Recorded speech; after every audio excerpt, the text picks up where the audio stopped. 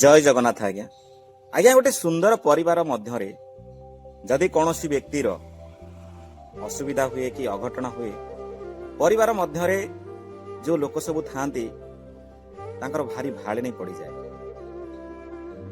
से लोकर केमती देह भल हम से असुविधारू केमती मुकुड़ समस्ते तापाई लगी पड़ते शेष लगी पागी ता देह सुस्थ करि असुविधारू दूर करि किंतु गोटे सुंदर परिवार उपरे कहार नजर पड़ीगला गोटे कथा कहबे आज्ञा मु जानिनी मु ठीक कहूची कि भूल कहूची किंतु मोर विवेक जहा कहूची से कथाटा आपनक सामने प्रकाश करूची ए समाजर नारी मानकु गोटे कथा कहबे आज्ञा आरंभरू शेष पर्यंत टिके सुनिबे जदि कहा मनकु टिके कष्ट दब ना ताहले मते टिके क्षमा करदेबे आउ जदि बुझी जाआंती ताहले अन्य मानक पाखु टिके शेयर करदेबे आज्ञा गोटे मां जानिला जे ता पिला देह असुस्थ तार सठिक चिकित्सा दरकार जदि भविष्यत रे तार उपयुक्त चिकित्सा सठिक समय न करा जाए ता देह आउरी बिगिड़िका जीवो तापरे ता मां कोन करिवो ता मार जेते काम धंदा थाउ ताकू पछरे पकेई पिला देह केमती सुस्थ करिवो से काम रे लागि पड़िवो जदि ता पाखरे पैसा नथिवो ना पण तो कानी रे हाथ पतेई भिक्षा करिवो बाबू मते किछि पैसा दियो मो पिला देह भलो करिवि मो पिला देह भारी असुस्थ डहल विकल हुई किंतु ह्यूमान सांगर को मां तमे कौन कल टिके जगी पारिलनी अरे तमे बा ता ना देइछो ह्यूमान ह्यूमान ऊपर कोन तमे ह्यूमैनिटी देखै पारलो नै अरे तमे बा जणे शिक्षक ह्यूमान रो अर्थटा को बंचै रखी पारलो नै अरे मां रो पणत कानी रो छाई जो पिला ऊपर पड़ी थाए ना जम चाहिले भी ताको टाणी नहीं पारे नै द्वितीय होउची स्त्री कथा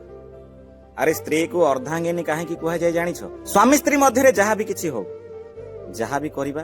अधा अधा स्वामी जदि सुख करे स्त्री रो भी अधा जदि दुख रे भी थाए स्त्री रो भी अधा जन्मा जन्मांतर पाई हाथ धरा धरी होई थांती जिए जेते दुख कष्ट रे थाउ सुख रे भी थाउ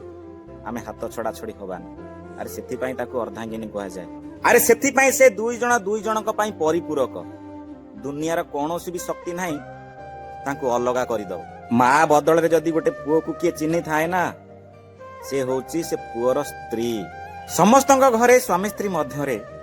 टिके ना टिके झगड़ा झांटी लगी थाए ता लगी गोटे स्त्री ता स्वामी की कौन डिवोर्स दब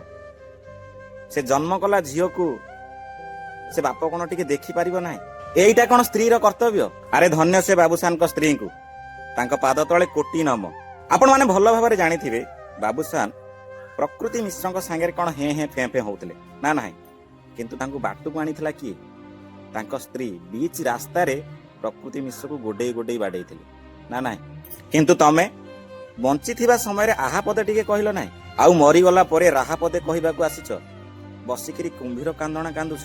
अरे तमे जो मनोभाव नहीं एठा को आसीच दुनिया जाकर लोक बेस भल भाव जानी मु आ बेसी कौन कहि शेष रे गोटे कथा कहबी कथारे अच्छी लुण खाए हांडी चिंता खाए गंडी बिना चिंतारे आ सुख शांति रे बंचिबा को समस्त को टिके सुजोग दियो आ निजे टिके बंचिबा को चेष्टा कर जय जगन्नाथ।